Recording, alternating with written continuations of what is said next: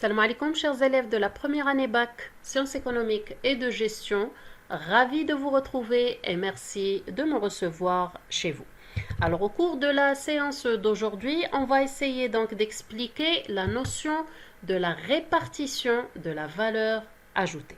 Alors, pour vous faciliter les choses, sachez quand même, dans un début, que la plus grande partie de la valeur ajoutée créée par l'entreprise va être distribuée. Pourquoi?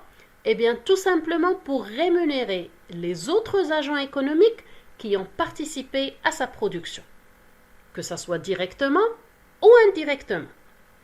Bien sûr, la part qui revient à chaque agent économique va constituer pour lui un revenu.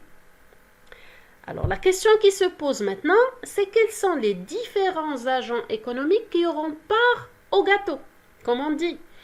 Et donc, premièrement, on retrouve les ménages.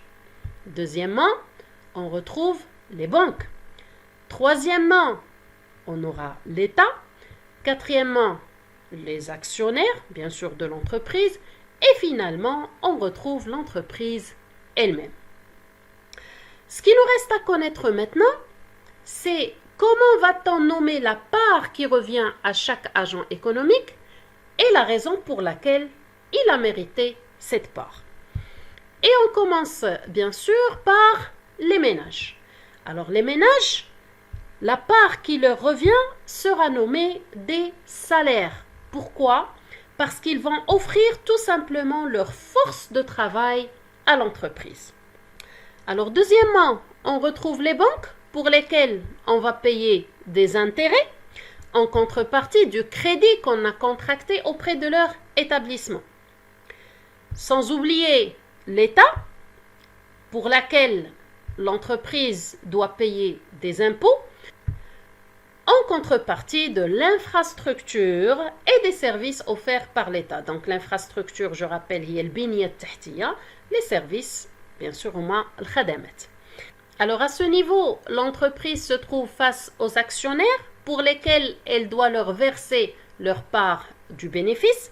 Cette part, c'est ce qu'on appelle les dividendes et bien sûr, elles sont versées en contrepartie de leur apport en capital au moment où ils ont investi dans l'achat de nos actions.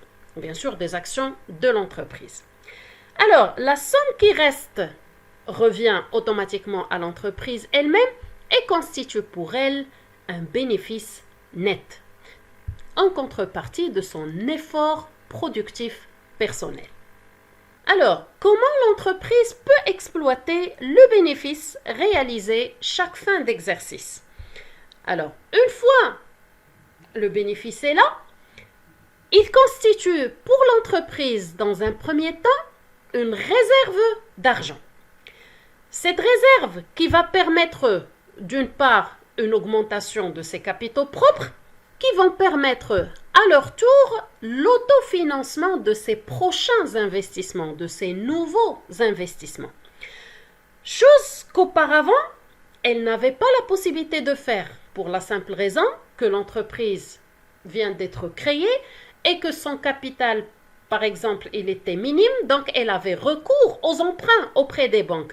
Mais exercice comptable après exercice comptable, année après année, l'entreprise va pouvoir réserver son bénéfice, augmenter ses capitaux propres et bien sûr avoir la possibilité d'autofinancer ses investissements personnellement. Alors lorsqu'on parle d'autofinancement, alors c'est grâce bien sûr à cette accumulation de bénéfices, à cette augmentation de capital, à cette possibilité d'autofinancement que l'entreprise va pouvoir donc survivre et se développer sur son marché afin d'assurer sa pérennité. Alors sur ce, j'espère que le contenu de la vidéo vous a été bénéfique. Soyez au rendez-vous pour les prochaines séances. D'ici là, dumtum fi ri'ayatillah. وإلى اللقاء.